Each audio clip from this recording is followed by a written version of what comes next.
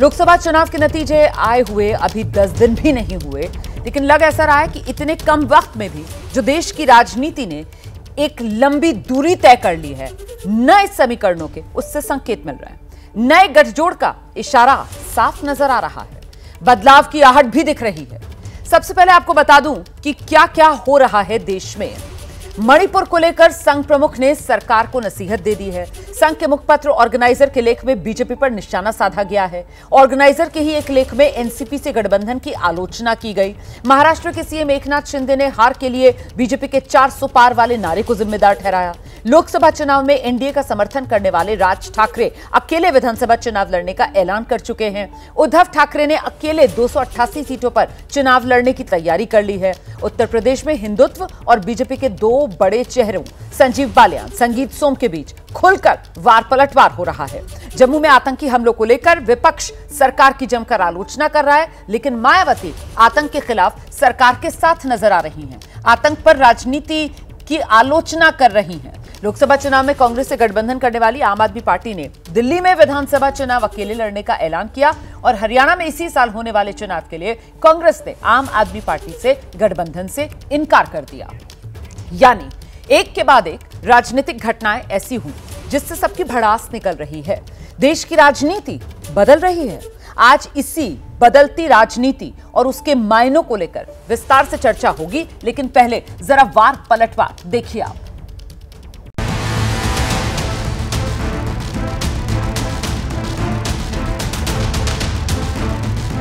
संविधान बदलेंगे, ये होगा, रिजर्वेशन जाएगा, फलाना होगा, कुछ भी नहीं होने वाला था। लेकिन 400 पार वाला आंकड़ा जो है, ये वजह से लोगों के दिमाग में एकदम ऐसी बात हो गई कि ये सब आगे जाके कुछ गड़बड़ होगी।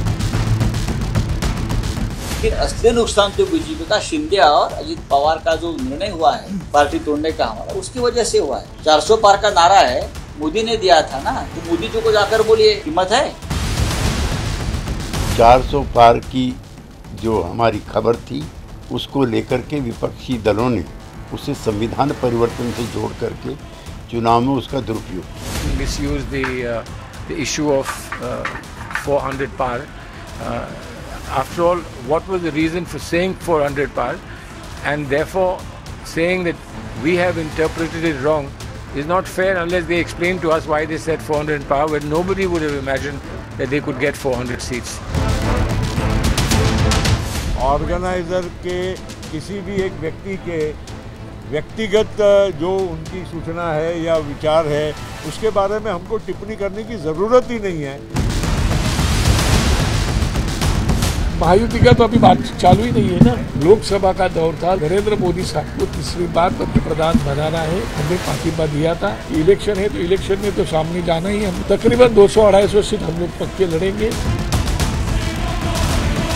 बिल्कुल खुले तौर पर जिन्हें समाजवादी पार्टी का चुनाव लड़ा और यहाँ बड़ी पोजीशन लिए हुए हैं और सरकारी सुविधाएं भी ले रहे हैं, तो कृपया करके पार्टी, मेरा निवेदन रहेगा, पार्टी इस पर शायद ध्यान देगी और कार्रवाई देगी। अगर बालियान जी ऐसा कह रहे हैं तो मुझे नहीं लगता कि उन्हें ये कहना चाहिए। वो बुढ़ाना पे हारे, वो चरखावल पारे, उनकी घर की सीट है, तो वो उनका चिंतन मनन ये होना चाहिए, मैं अपने घर में क्यों हारा हूँ, वो दूसरे के सिर पर टिकरा ना खोले। आम आदमी का हमारा अलायंस का सवाल है, वो नेशनल लेवल के अलायंस का, हमारा स्टेट लेवल का कोई अलायंस नहीं।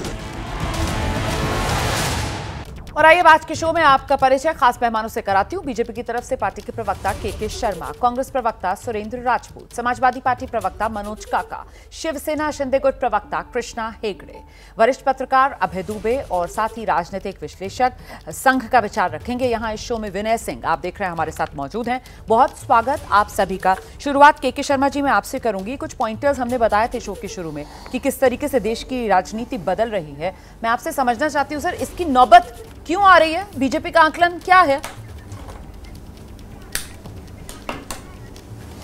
रोमाना जी देखिए, एक आम जो चुनाव होता है, स्वाभाविक रूप से 2014 हो, 2019 हो या 2024 हो, स्वाभाविक रूप से देश में इतना बड़ा जब चुनाव होता है तो उसके कई पॉजिटिव नेगेटिव चीज़ें सामने आती हैं। लेकिन क्योंकि हम देश के डेवलपमेंट को प्राथमिकता देते हैं और हम अपने लक्ष्य को प्राथमिकता देते हैं, जिस लक्ष्य को लेकर हम जो है चले हैं, और वो लक्ष्य है हमारा कि 2047 तक भारत एक विकसित राष्ट्र बने, आत्मनिर्भर भारत हो और तीसरी अर्थव्यवस्था जो है बने इन 5 वर्षों में।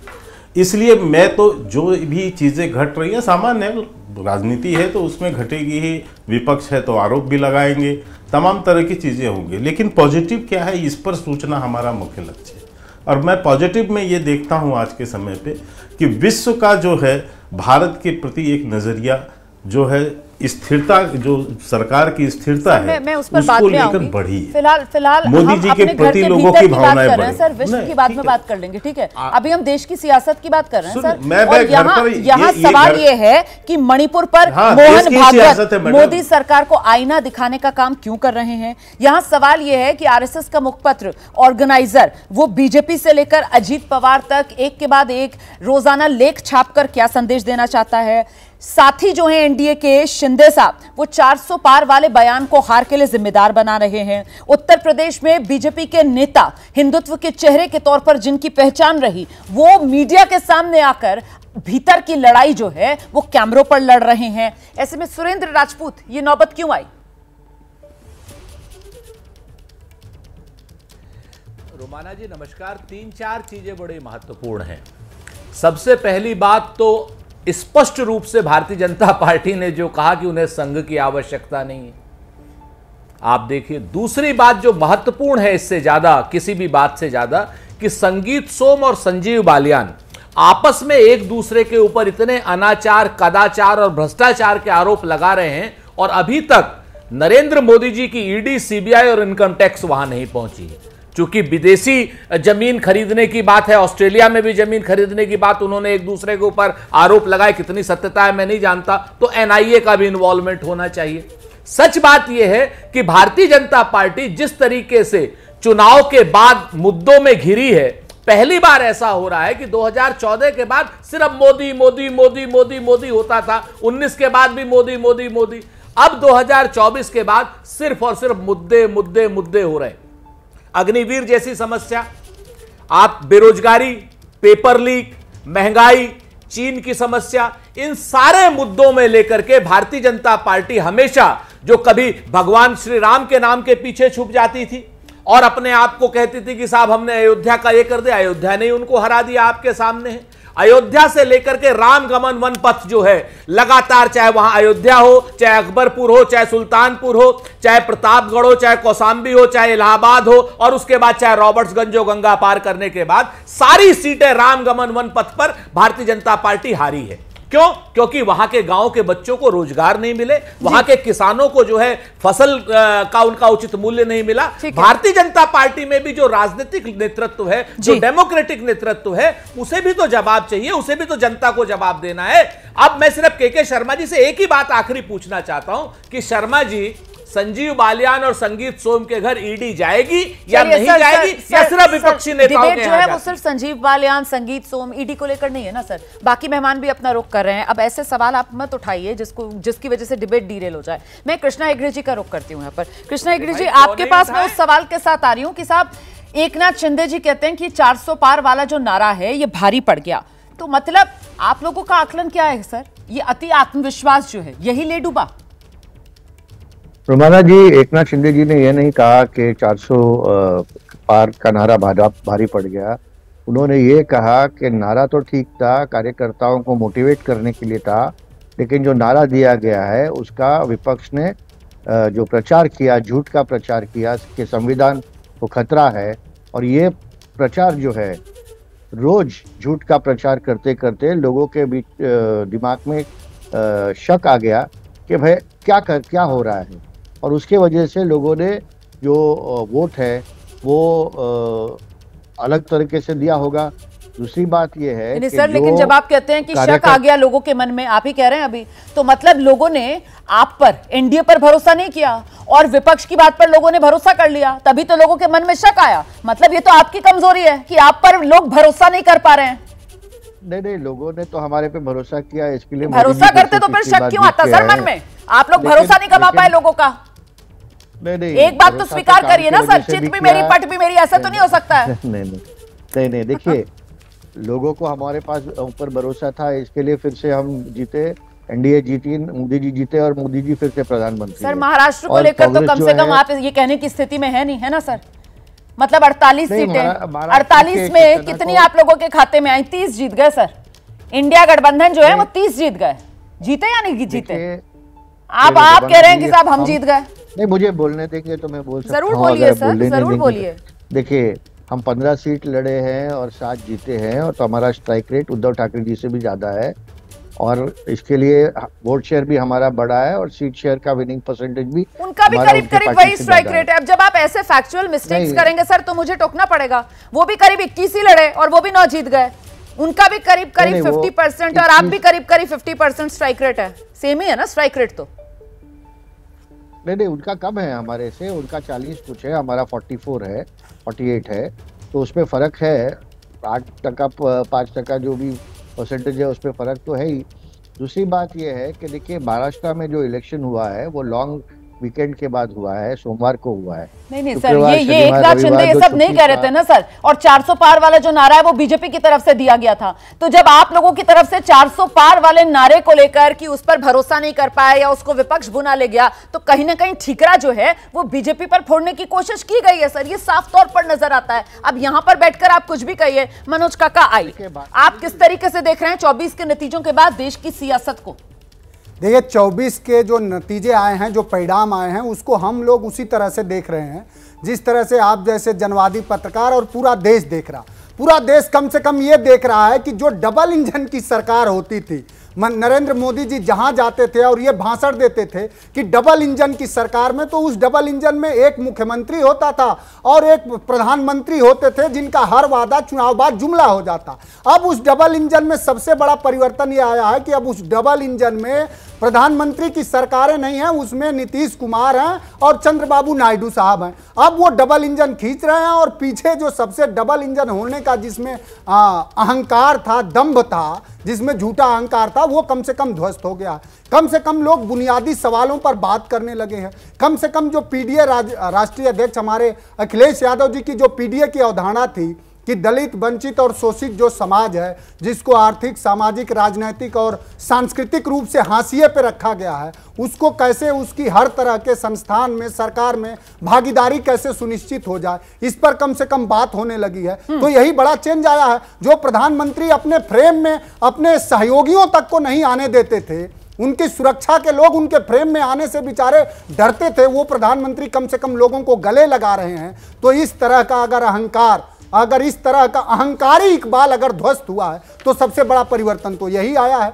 कम से कम अब मैं समझता हूं, हम लोग मानते हैं समाजवादी लोग कि अब कम से कम जो पत्रकार नमक रोटी वाला या कोई पत्रकार किसी तरह के व्यभिचारियों के दुराचार की खबर दिखाएंगे तो अब हो सकता है कि सरकार अब जेल न भेजे। कम से कम भारतीय जनता पार्टी के जो प्रवक्ता साथी हैं, उनके बच्चे कम से कम उनकी सरकार में हम नौकरी पा जाए। हालांकि पहले तो दूसरी सरकार में नौकरी पाते हैं। हम लोग तो यही चाह रहे हैं कि इसी तरह का बदलाव आए और लोकतंत्र, मैं खत्म कर रहा हूं रोमाना जी, सुनिए तो, लोकतंत्र इसलिए नहीं है कि किसी एक व्यक्ति की तानाशाही चले, बल्कि पूज्य गांधी ने कहा कि लोकतंत्र शीर्ष के 20 लोगों द्वारा नहीं, बल्कि गांव, गरीब और किसान और गलियों से निकले हुए लोगों के विचारधारा से चलाया जाना चाहिए, और हम समाजवादी लोग उसी के पक्ष में हैं।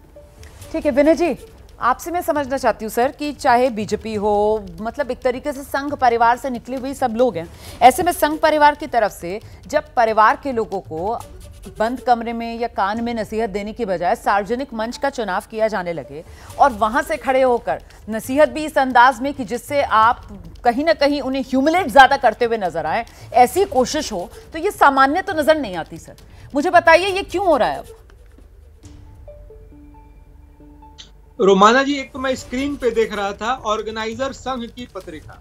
मैं आपको ये बता दूं, ऑर्गेनाइजर कोई संघ की पत्रिका नहीं है, और ऑर्गेनाइजर जब पढ़ेंगे तो उसमें लिखा भी नहीं रहेगा कि ये संघ की पत्रिका है या उसका माउथपीस। अलग अलग समय में ऑर्गेनाइजर और पांचजन्य के बारे में भी ऐसा कहा जाता है। संपादकों ने कहा है ये कि ये संघ की पत्रिका नहीं है। एक बात समझ लीजिए। दूसरा, अगर कोई लेखक उसमें लिखता है तो ये वैसा ही है जैसे इंडिया टुडे में कोई लिख रहा हो, एक स्वतंत्र पत्रिका है। हाँ, राष्ट्रवादी लेख उसमें छपते हैं और लेख छपने का मतलब ये जो लेख है सर वो रतन शारदा जी ने लिखे हैं। अब मुझे नहीं पता अगर उनको भी आप संघ के विचार से अलग कर रहे हैं, वो रतन शारदा जी ने लिखे हैं, जिनकी आप और मैं और यहाँ जितने पैनलिस्ट हैं वो सब एक ही पहचान जानते हैं कि वो संघ से जुड़े हुए एक विचारक हैं। मैं बस अपने दर्शकों के लिए क्लियर कर रही हूँ, है ना सर। और ऑर्गेनाइजर और 5 जन जो है वो दोनों जो भारत प्रकाशन है उसकी तरफ से वो प्रकाशित किए जाते हैं, ठीक है ना सर। दर्शकों की क्लैरिटी के लिए मैं कह रही हूँ सर, ठीक है।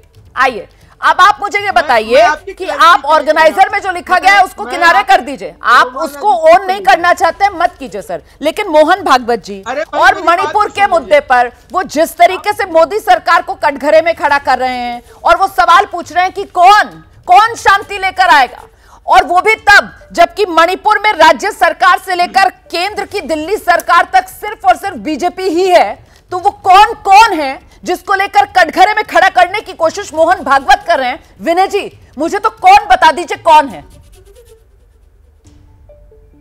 रोमाना जी सुन लीजिए एक बार ध्यान से, मैं ये कह रहा हूं कि आपने अभी कहा कि संघ के विचारक, ये भी कोई आधिकारिक पद नहीं। किसी ने आपको चिट्ठी दिया है क्या कि ये फलां जी संघ के विचारक हैं? आप मुझे कह रही हैं कि संघ के विचारक हैं, कहां से चिट्ठी मिली है, कौन सा? अरे आपका मन है, आप राष्ट्र के विचारक कह दीजिए, राष्ट्रीय सुरक्षा के विचारक कह दीजिए, आप संघ के विचारक, कोई आधिकारिक पद नहीं है। इसीलिए रतन शारदा जी का बयान वो रतन शारदा जी का बयान है, वो संघ का आधिकारिक बयान है। दूसरी बात है, संघ अलग अलग समय में मैं तो उससे आगे बढ़ गई, मैं तो मोहन भागवत जी के बयान को लेकर आपसे सवाल पूछ रही हूँ। मोहन भागवत जी के बयान को आप आरएसएस का बयान मानते हैं या नहीं? नहीं सर जलेबी मत बनाइए, इतना समय नहीं है, मुझे बाकी मेहमानों के पास भी जाना है। मैं तो मोहन भागवत जी के बयान को लेकर आपसे सवाल पूछ रही हूँ। मोहन भागवत जी का बयान संघ का आधिकारिक बयान है या नहीं? मोहन भागवत मणिपुर के मुद्दे पर अगर ये कहते हैं कि वहां शांति कौन लेकर आएगा, तो वो कौन है सर? जबकि मणिपुर में राज्य में भी बीजेपी की सरकार, दिल्ली में केंद्र में भी बीजेपी की सरकार, ये कौन है? विनय सिंह इसका जवाब दीजिए। रोमाना जी मैं फिर कह रहा हूं, बिना टोके हुए शांति से मुझे 1 मिनट दे। संघ प्रमुख ने यह कहा है क्या कि भारतीय जनता पार्टी वहां अशांति लेकर के आ रही है? संघ प्रमुख अलग अलग राष्ट्रीय विषयों पे, अंतर्राष्ट्रीय विषयों पे अपने विचार रखते हैं, अपनी चिंता जाहिर करते हैं। मणिपुर पे उन्होंने चिंता जाहिर की है, भारत सरकार भी उसको लेकर के चिंतित है, उसने पूर्व में भी प्रयास किए हैं, अभी जो चुनाव हो गए, चुनाव के बाद भी प्रयास किए जाएंगे। शांति दोनों की चिंता है, संघ प्रमुख की भी चिंता और सरकार की भी चिंता है, दोनों 2 चीजें। मैं दूसरी बात कह रहा हूँ। नहीं सर, आपने जो पहली बात की है ना सर, अभी मुझे उसी पर रहना है, क्योंकि मुझे लगता है सर, जिसकी मोटी चमड़ी नहीं होगी और जो चिकना घड़ा नहीं होगा, जो संघ प्रमुख ने कहा है ना, वो बात सुनकर वो सीधे तौर पर समझेगा कि संघ प्रमुख कटघरे में किसको खड़ा कर रहे हैं। जिसकी आंख में सर शर्म का जरा सा भी पानी होगा ना सर, वो इस बात को रियलाइज करेगा कि संघ प्रमुख जो है वो किसकी जिम्मेदारी तय कर रहे हैं। मैं आपकी मजबूरी समझ रही हूँ सर, आप तो संघ विचारक है नहीं, है ना? आपने खुद ही कह दिया संघ विचारक कोई पद नहीं होता है। आप संघ विचारक नहीं है सर, आप अपना इंडिपेंडेंट नजरिया रख रहे हैं। लेकिन एक और इंडिपेंडेंट नजरिए के लिए अब मुझे अभय दुबे जी के पास चलना होगा। अभय दुबे जी, अब मैं आपसे समझना चाहती हूँ, और ये कहते हुए कि अभय दुबे जी आप भी संघ विचारक नहीं है, लेकिन जो संघ की तरफ से, मोहन भागवत की तरफ से कहा गया, वो तो आप हम सब संघ की औपचारिक लाइन ही मानेंगे। और 1 साल तक मणिपुर अब भी शांति की राह देख रहा है। वो कौन है सर? विनय सिंह जी तो जवाब नहीं दे पा रहे हैं, जिसको लेकर संघ प्रमुख कह रहे हैं कि कौन शांति वहां लेकर आएगा। वहां राज्य सरकार शांति लेकर आएगी, केंद्र सरकार शांति लेकर आएगी, जिम्मेदारी शांति लाने की मणिपुर में किसकी है? कौन है? अभय दुबे जी। देखिए, संघ की तरफ से मणिपुर के सवाल पर सरकार को चेतावनी और नसीहत ये पहली बार नहीं दी गई है। ये तो अभी चूंकि मोहन भागवत जी ने अभी बयान दिया है, इसलिए हम लोगों के सामने वो है, इसमें हम लोग चर्चा कर रहे हैं। लेकिन अभी जब मणिपुर में लगातार हिंसा चल रही थी और संसद में उसके खिलाफ अविश्वास प्रस्ताव भी, उस पर बहस भी हुई थी, इस पूरे दौर में संघ ने एक बार और भी इनको चेतावनी दी थी, लेकिन उसके ऊपर किसी ने कान नहीं रखा। संसद के अंदर भाषण की प्रतियोगिता हुई, उसमें सब लोगों ने निर्णय निकाला कि भारतीय जनता पार्टी इस भाषण प्रतियोगिता में जीत गई और उसके बाद सब आई गई हो गई। लेकिन अब लोकसभा का नतीजा भी निकल कर आ गया है, पूरा मणिपुर भारतीय जनता पार्टी के खिलाफ है, दोनों सीटें वहां पे बुरी तरीके से हार गए हैं और मणिपुर में लगातार हिंसा हो रही है और भारतीय जनता पार्टी के पास इसका कोई भी इलाज नहीं है। अभी तक ऐसे कोई संकेत सरकार की तरफ से नहीं मिले हैं कि इन्होंने आदरणीय सरसंघ चालक मोहन भागवत की बात पर कोई सकारात्मक कदम उठाया है मणिपुर के संदर्भ में। अब तो कश्मीर भी इनके गले में पड़ा हुआ है, वहां लगातार आतंकवादी हिंसा हो रही है, इसके ऊपर सरकार ज्यादा चिंतित नजर आ रही है, मुझे ऐसा लग रहा है। दूसरी बात, आपने कार्यक्रम में एक राजनीतिक परिवर्तन की बात कही, सारे देश में एक बड़ा राजनीतिक परिवर्तन हो रहा है, आपकी बात बिल्कुल सही है। मैं ये मानता हूं कि ये जो लोकसभा में दोनों बड़े गठजोड़ एक दूसरे के साथ लड़े थे, एक दूसरे के खिलाफ लड़े थे, ये गठजोड़ ऐसे नहीं रहेंगे। ये दोनों गठजोड़ लोकसभा के लिए बने थे। जो गठजोड़ सत्ता में है वो देर में टूटेंगे, जो सत्ता में नहीं है वो जल्दी टूट जाएंगे, और कहीं कहीं नहीं भी टूटेंगे। जैसे कि मान लीजिए उत्तर प्रदेश है, उत्तर प्रदेश में जो गठजोड़ बना था, क्योंकि वो सत्ता में नहीं है, उन्होंने ऐलान कर दिया है कि वो साथ साथ मिलकर लड़ेंगे। हरियाणा में टूट गया है, दिल्ली में टूट गया है, और जगहों के ऊपर भी टूट जाएगा। वो केवल लोग, आपको ध्यान होगा जब इंडिया गठबंधन बना था तभी मैंने कई बार आपके कार्यक्रम में भी कहा था कि ये मुख्य तौर पर लोकसभा के लिए बना गठजोड़ है। यही हालत एनडीए की भी होनी है जी। एनडीए का गठजोड़ देर में टूटेगा, क्योंकि कई जगह वो सत्ता में है लेकिन संकेत टूटने के वहां से मिलने लगे हैं। मेरे ख्याल से महाराष्ट्र में सबसे पहले टूट जाएगा, ऐसा मेरा अनुमान है, गलत भी होता है लेकिन ऐसा लग रहा है। और भी जगहों पर जैसे ही राजनीति के अंतर्विरोध हुए और उनके अंदर दरारें पड़नी शुरू हुई, वो गठजोड़ टूटने की तरफ आएंगे। तो बड़े पैमाने पर राजनीतिक शक्तियों का संतुलन अगले 5-6 महीने में बदलेगा। अभी विधानसभा के 5 चुनाव अगले साल के अंत तक होने हैं। 5 चुनाव बहुत महत्वपूर्ण है, भारतीय जनता पार्टी के लिए भी बड़ी चुनौती है और विपक्ष के लिए भी बड़ी चुनौती है। अगर भाजपा ने इन चुनावों में अच्छा प्रदर्शन नहीं किया तो भाजपा ढलान से फिसल रही है, इस बात के ऊपर मोहर लग जाएगी। अगर भाजपा ने वापसी की, कुछ अच्छे चुनाव जीते वहां पर, तो फिर एक बार फिर लगेगा कि नहीं भाजपा वापसी कर रही है। इसलिए भाजपा के लिए ये क्षण बहुत ही भारतीय राजनीति में निर्णायक है। अगर इन 5 लोकसभा चुनावों में भाजपा लड़खड़ाई तो आप समझ लीजिए सभी लोग समझ जाएंगे कि इनका पराभव शुरू हुआ है और बहुत देर तक चलेगा।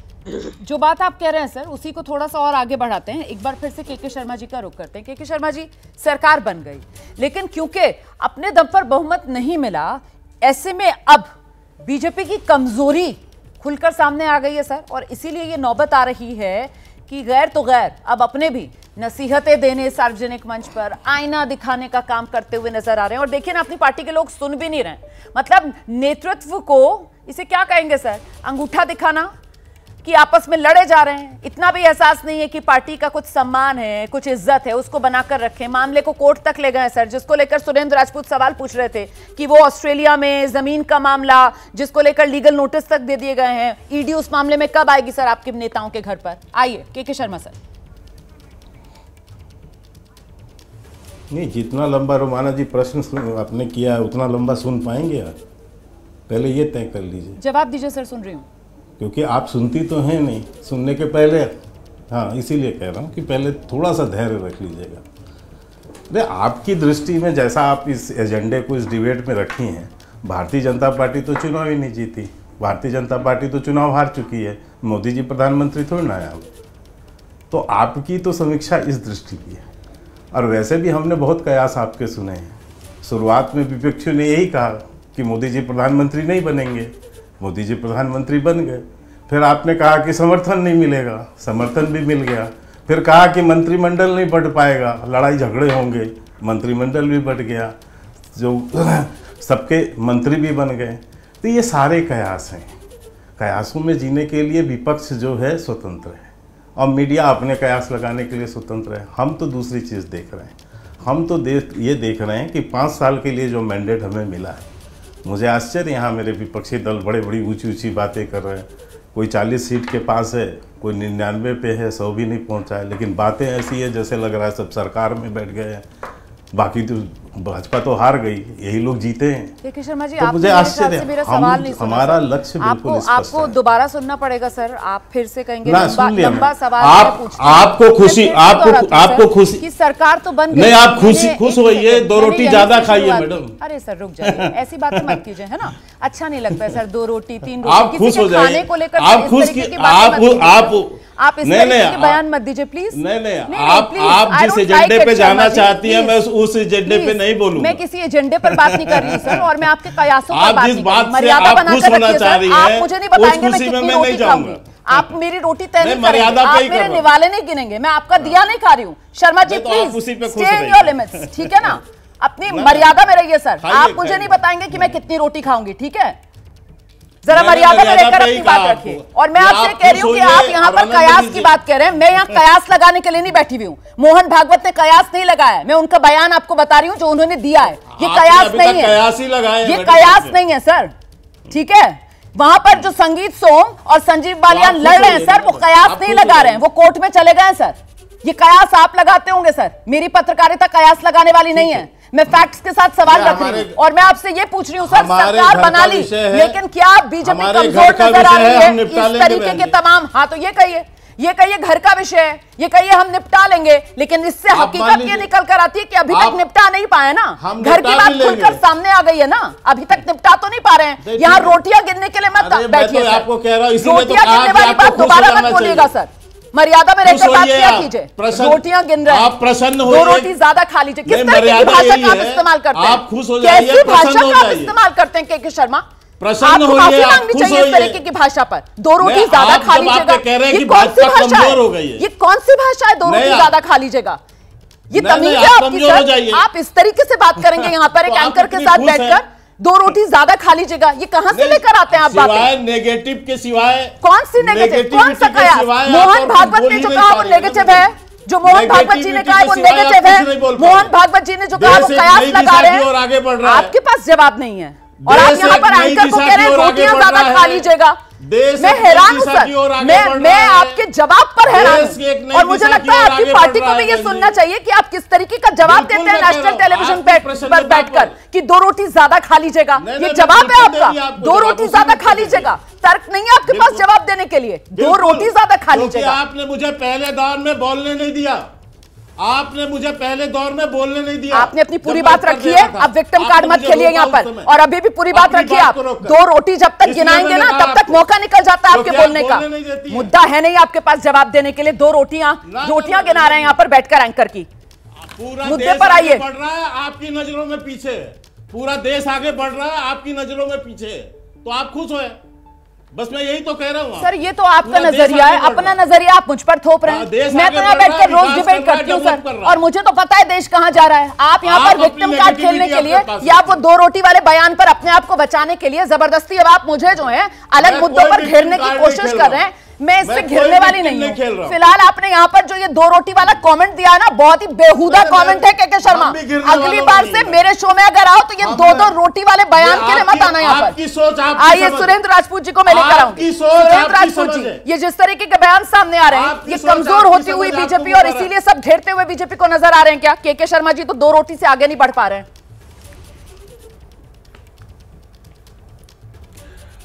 एक तो बात रोमाना जी, मुझे चूंकि आपने अपने आप को और अपने सारे उसको बहुत अच्छे से डिफेंड किया, मुझे कुछ कहने की ज़रूरत नहीं है। एक बड़ा पुरानी सी बात याद आ गई, कहते हैं कि सब कुछ हमें खबर है, नसीहत न दीजिए और क्या होंगे हम खराब, जमाना खराब है। आज की डेट में जो भारतीय जनता पार्टी के लोग हैं वो डिनायल मोड पर हैं, चूंकि इन्हें मजबूत विपक्ष की आदत नहीं है।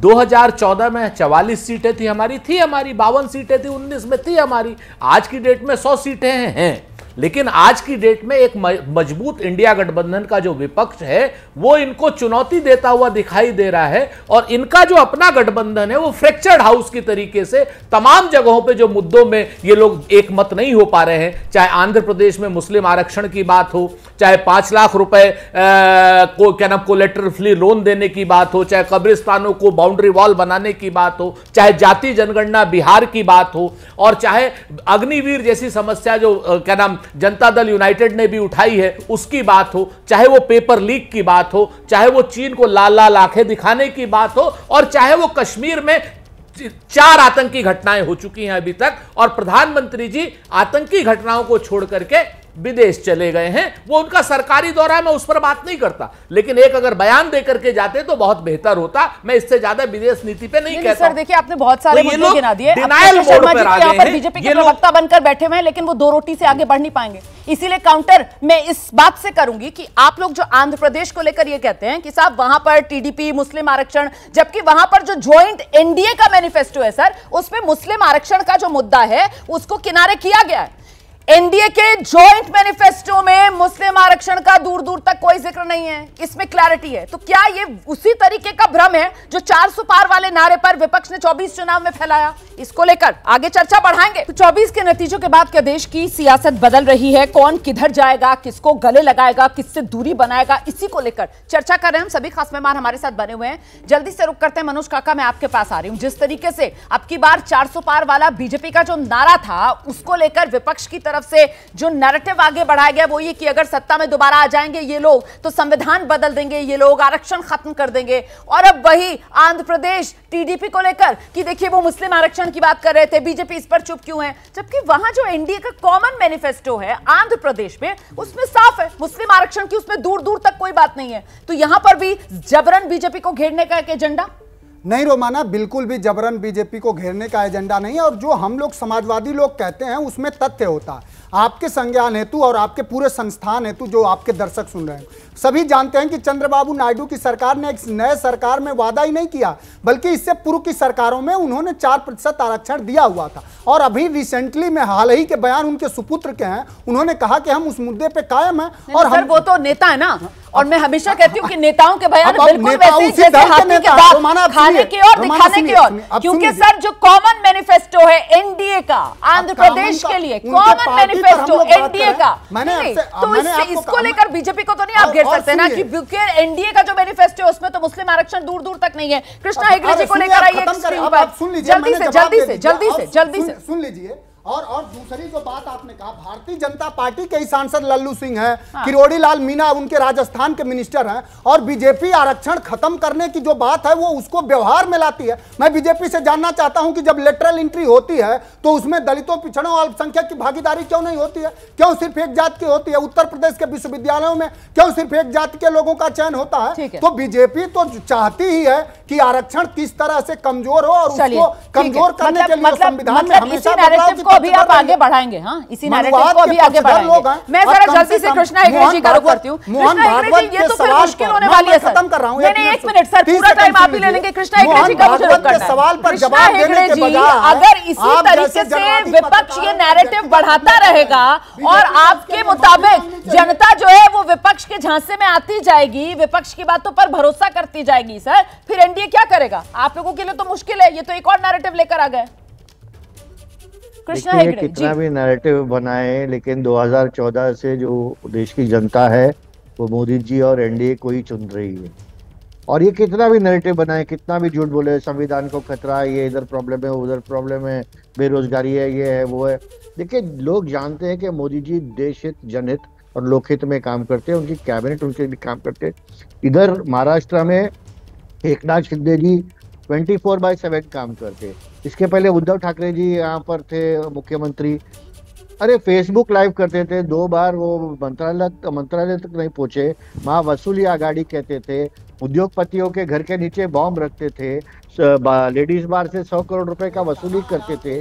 कांग्रेस को कौन भूला है? सर अब देखिए, अब उद्धव गुट के तो कोई प्रतिनिधि यहाँ पर है नहीं। एक मिनट मनोज जी प्लीज बीच में कोयला घोटाला, नहीं कृष्णा जी देखिए, अब उद्धव गुट का तो कोई नेता यहाँ पर है नहीं, है ना सर? और इतना जोर मत कीजिए सर कि फेसबुक पर सरकार चलाते थे। सर 19 में शपथ ली उन्होंने और 20 में कैसे कोरोना ने दस्तक दे दी, देश ने देखा सर। फिर वो 20 और 21 के साल कैसे कोरोना के दौर में चले गए सर, हम सभी ऑनलाइन मोड में आ गए थे। नहीं आपके आरोप अपनी जगह सर, क्योंकि अभी उद्धव ठाकरे की तरफ से कोई है नहीं सर, तो इस वजह से मुझे लगा मैं ये भी रेखांकित कर दूं। हाँ बिल्कुल साथ में थे सर, लेकिन अब कितने अलग अलग हैं ये भी तो हम देख रहे हैं ना। मैं जल्दी से जरा विनय जी का रुख करती हूँ, और विनय सर मैं आपसे ये जानना चाहती हूँ कि अब 24 के नतीजों के बाद ये जिस तरीके से अलग अलग बयान और बड़े तेज स्वर सुनाई पड़ रहे हैं सर हर तरफ से, न सिर्फ राजनीति, अलग अलग राजनीतिक दलों, बल्कि अलग अलग संगठनों की तरफ से भी, ये हो क्या रहा है सर? ये सबकी भड़ास निकल रही है क्या? बहुत समय से दबी हुई थी, अब मौका मिल गया हिसाब बराबर करने का।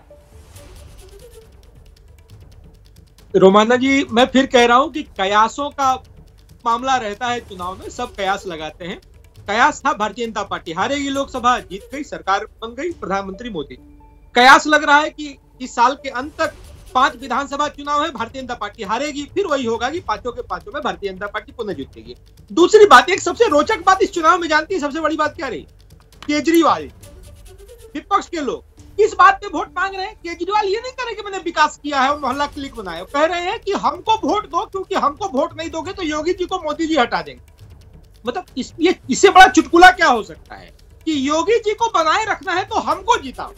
जनता समझ रही थी, जनता हंस रही थी, थोड़ा आमोद प्रमोद भी होना चाहिए, थोड़ा आनंद का माहौल भी रहना चाहिए चुनाव में, तो ऐसे चुटकुलों से जनता आनंदित रही। तीसरी बात कह रहा हूं, अंतिम बात, देखिए राम बड़ा अद्भुत शब्द, राम शब्द का भाव अलग अलग भाषा में अलग अलग हो जाता है।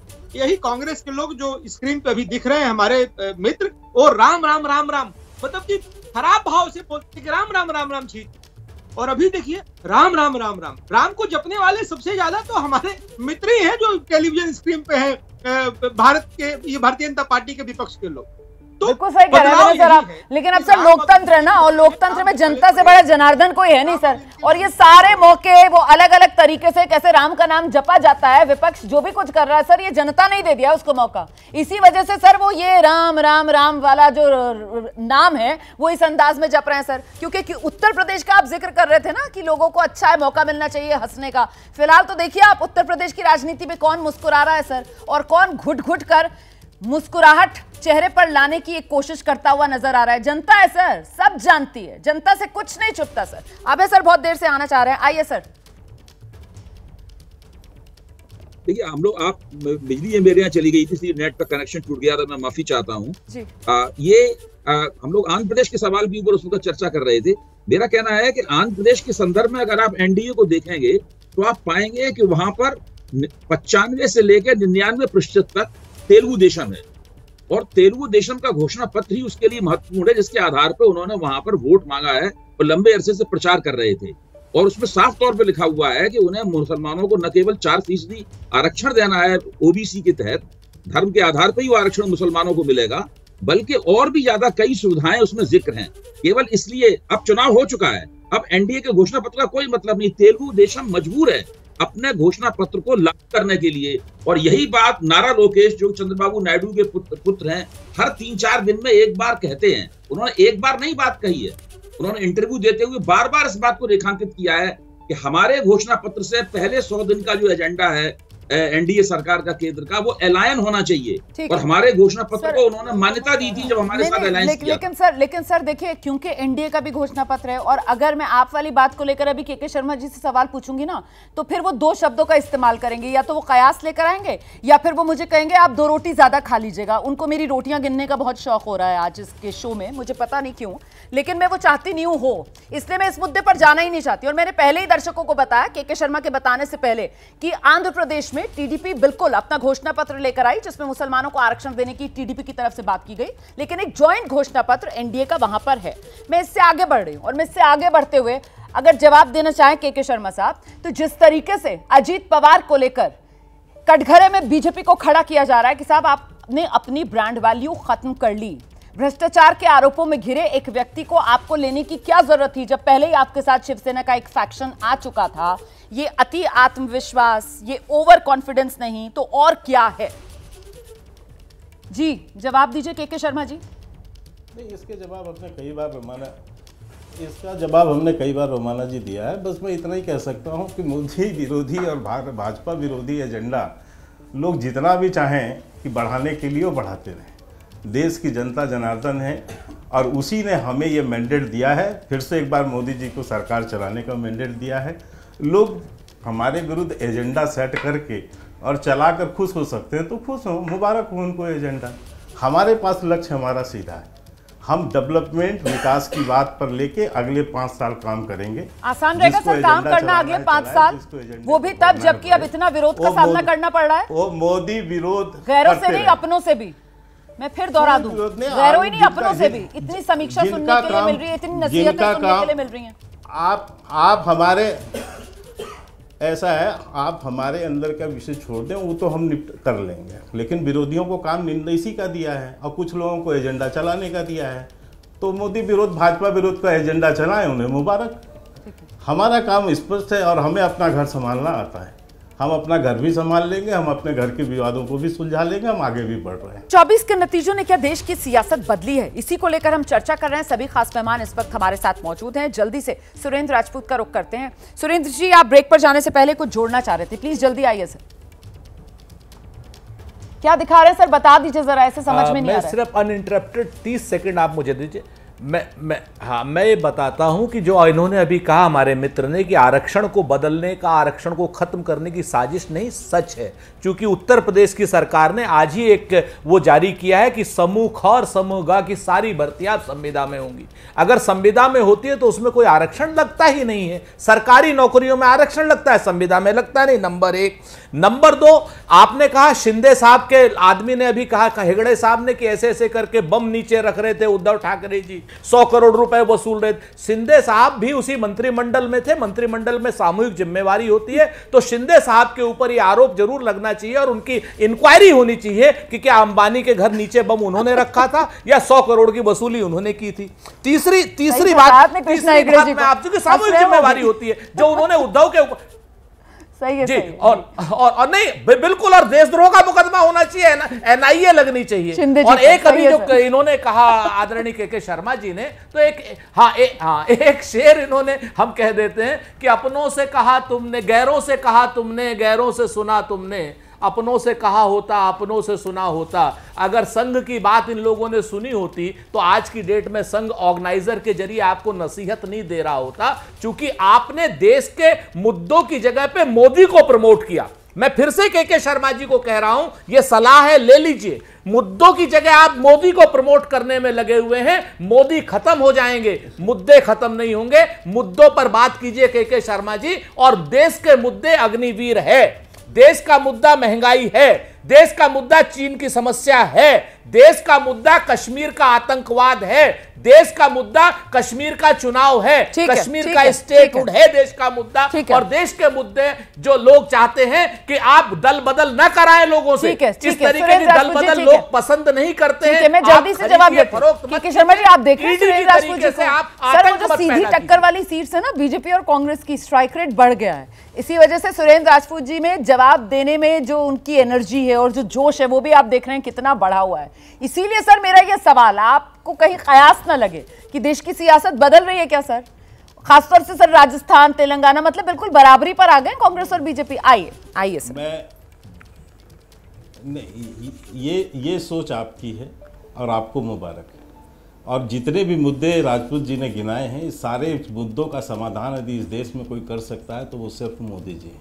इसका विश्वास पूरे देश की जनता को है। और राजपूत साहब, आपके सलाह की ज़रूरत नहीं है। आपकी सलाह से हम 99 सीट की पार्टी नहीं बनना चाहते। हमारे मोदी जी विश्व के एक प्रतिष्ठित नेता हैं। हमें गर्व है अपने मोदी जी पर, उनकी नीतियों पर, उनकी रणनीतियों पर, उनकी विश्वसनीयता, उनकी लोकप्रियता। 2 सीटें आएंगी और हम उसके आगे भी हैं, तो हम उससे बढ़ रहे हैं। हाँ, और जिनको खुश होना है मोदी जी के विरुद्ध एजेंडा चला के, आप चिंता मत करो साहब। अभी तो 99-100 पहुंचो ना, अभी पहुंचना है। लेकिन मैं फिर कह रहा हूं, जिनको नेशनल मोदी विरोधी एजेंडा, भाजपा विरोधी एजेंडा चला के जिसकी भूख बढ़ती हो तो और अच्छे से रोटी खाएं। चलिए, मैं तो अभी भी कह रहा हूँ। नहीं सर, रोटियां सर आज आप जरूर 2 रोटी ज्यादा खाइएगा। आज आप जरूर 2 रोटी ज्यादा खाइएगा। और शर्मा जी आज जब पहला दिवाला तोड़ेंगे तो आपको यकीन है मेरा चेहरा नजर आएगा। उसके डिबेट आपको बहुत याद आएगी। एक सेकंड, कृष्णा हेगड़े जी के पास जाने दीजिए मुझे। मेरे साथ कृष्णा हेगड़े जी को लेकर आइए, स्क्रीन पर लेकर आइए। डिबेट डिरेल नहीं करेंगे। के शर्मा जी इस कोशिश में है कि डिबेट को डिरेल कर दिया जाए। के शर्मा जी बार बार रोटी लेकर आ रहे हैं क्योंकि उनके पास जवाब नहीं है, लेकिन डिबेट डिरेल नहीं करेंगे। हम रोटी पर बात नहीं कर रहे हैं, हमें जनता की रोटी की फिक्र है। कृष्णा हेगड़े जी, मैं आपके पास आ रही हूं और मुद्दे के साथ आ रही हूं। सर सवाल सुनिएगा, मजाक अपनी जगह, लेकिन महत्वपूर्ण यह सवाल हो जाता है कि आरक्षण का मुद्दा अगर इस तरीके से गर्माता रहा तो आपके यहां तो मराठा आरक्षण की मांग को लेकर अभी भी मनोज जरांगे पाटिल साहब बैठे हुए हैं सर भूख हड़ताल पर, और विधानसभा चुनाव भी ज्यादा दूर नहीं है सर। वहां पर अभी के लिए आपने उनको मना लिया है, लेकिन ये मुद्दे का समाधान अगर जल्दी नहीं ढूंढेंगे सर तो विधानसभा चुनाव में भारी पड़ जाएगा। रुमाना जी, हमने सिर्फ उनको मनाया नहीं है, लेकिन शिक्षण और जो जॉब है वो दोनों में मराठा हमारे भाई बहनों को 10% आरक्षण भी हमने दिया है। फिर सर कुंभी साथ रहेंगे, उनके डर दूर कर लिया आपने, हमने जो ओबीसीज हैं। नहीं बिल्कुल वही तो फॉल्ट लाइन है सर, उसी को लेकर तो सारा का सारा ये सियासी फसाद है। देखिए, ओबीसी जो हमारे भाई बहन है उनका 1% आरक्षण भी हम नहीं छीनेंगे। हाँ। और उनका आरक्षण सुरक्षित रखेंगे, और मराठाओं को हमने आरक्षण दिया है और आगे भी उनका जो भी मसला है वो हम उनका मसला का हल निकालेंगे। सुरेंद्र राजपूत जी जो है 99 सीट लेके इतना ओवर एंथुसियास्टिक हो गए कि उनको पता ही नहीं कि जो पुलिस ऑफिसर ने बम लगाया था वो जेल में एनआईए का कार्रवाई चल रहा है। सुरेंद्र राजपूत जी मेरे मित्र, आप कुछ तो बोलिए लेकिन सच बोलिए, शायद आपको पता ही नहीं क्या हो रहा है महाराष्ट्र में। के ऊपर अगर आरोप लगाएंगे तो शिंदे के ऊपर आरोप लगेगा। नहीं, अरे इसके लिए तो हम उद्धव जी को छोड़ के निकल गए। उद्धव ठाकरे साहब के ऊपर आरोप लगाओगे तो मैं जरा दोनों राजनीतिक विश्लेषकों का रुख करना चाहूंगी। मैं दोनों राजनीतिक विश्लेषकों का रुख करना चाहूंगी। अभय जी के पास जरा चलते हैं और जानते हैं अभय जी, ये 24 चुनाव के नतीजों के बाद जिस तरीके की तब्दीली सियासत में देख रहे हैं, आपको क्या लगता है इसका जो राउंड 2 है वो इस साल के अंत में जो विधानसभा चुनाव होंगे और उसका जो नतीजा सामने निकल कर आएगा, या नहीं नतीजा नहीं उसमें जिस तरीके के गठबंधन बनेंगे, क्या ज्यादा इंपॉर्टेंट रहने वाला है सर? देखिए, विधानसभा चुनाव का नतीजा तो सब लोगों को प्रतीक्षा है ही कि नतीजा क्या निकलता है। एक और बात हो रही है, इसके ऊपर हम लोग अभी चर्चा नहीं कर पाए हैं, लेकिन निकट भविष्य में हम लोग ज्यादा चर्चा करेंगे। वो ये है कि भारतीय जनता पार्टी का पुनर्गठन।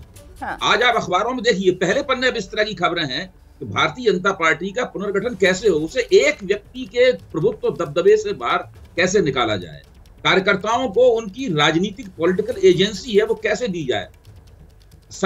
भाजपा पूरी तरह सरकारी पार्टी बन गई है। सरकारी पार्टी निकालकर एक राजनीति करने वाली पार्टी, ऐसा कार्यकर्ता आधारित पार्टी थी, लेकिन नरेंद्र मोदी के पिछले 10 साल के शासनकाल में पूरी तरीके से सरकारी पार्टी बन गई है। केवल सरकारी योजनाओं का प्रचार करना ही भाजपा कार्यकर्ताओं का काम रह गया था। उन्होंने राजनीतिक रूप से सोचना भी बंद कर दिया था। अब संघ के निर्देश के मुताबिक पूरी भाजपा का पुनर्गठन करने की योजना पर काम चल रहा है और जल्दी ही मुझे पक्का यकीन है कि जो शर्मा जी मोदी कह रहे हैं उसकी भी फ्रीक्वेंसी उनके वक्तव्यों में काफी कम होगी। नहीं, और सर मेरे ख्याल से इस बात का जिक्र खुद प्रधानमंत्री नरेंद्र मोदी की तरफ से किया जाता रहा है कि ये जो अति आत्मनिर्भरता प्रधानमंत्री नरेंद्र मोदी पर, और इसको लेकर वो खुद कहते रहे हैं कि हर पार्टी का जो एक कार्यकर्ता है उसको कहीं ना कहीं इसकी जिम्मेदारी निभानी होगी। अक्सर जीत के बाद वो इस तरीके के मंत्र जब पार्टी दफ्तर पहुंचते हैं तो एहसास कराते हैं कार्यकर्ताओं को कि सबको मोदी के सिर्फ भरोसे नहीं बैठना है।